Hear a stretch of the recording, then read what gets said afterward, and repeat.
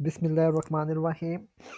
Welcome to my another video on Android app development. So guys, this is the part 3 of my video series on dictionary app using Oxford API. Okay guys, so there was a missing part on my second part of the video. Okay, so I am going to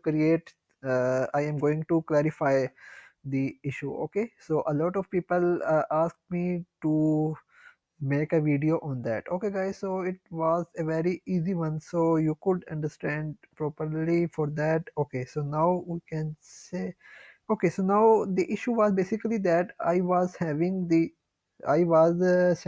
the text view here.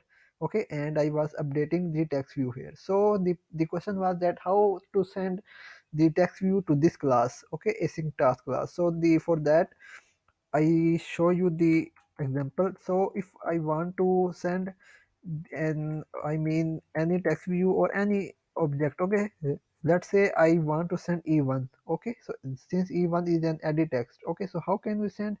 So I can say my request async. Okay, obj equals to new my request async and obj dot execute. Okay, this is simple, but here I have to, okay, so I have to use this because in my request async I have this. Okay, context. So if I want to send e1, okay, so how can we send? I can send, so in I can, we can say e1. Okay, so now it will say me that an error because in there is no constructor here. Okay, so what we can do, we can, I can say edit text e1 here also. Okay, and here I say edit text e1. Okay, this is only an example. Okay, so you need to write text view instead of edit text. Okay, so now you can say this dot e1, oh sorry, this dot e1 equals to e1. Okay, this is the code basically. So now you are able to access the text view or edit text here, and if you want to update that, so you can use a handler.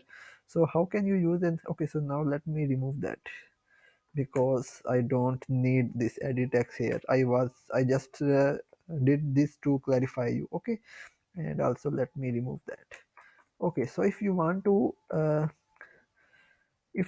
set any text, so what you can do, okay, so anywhere, let's say, okay, so here you can say, for example, handler equals to new handler. Okay, and then you can handler dot post new runnable. Okay, so in your async task class, I mean, you can access the UI if you are in doing background method. Okay, so you can here say post dot make text context hello. Okay, so the app will not crash. So guys, if you like the video, please like, share and subscribe. Goodbye.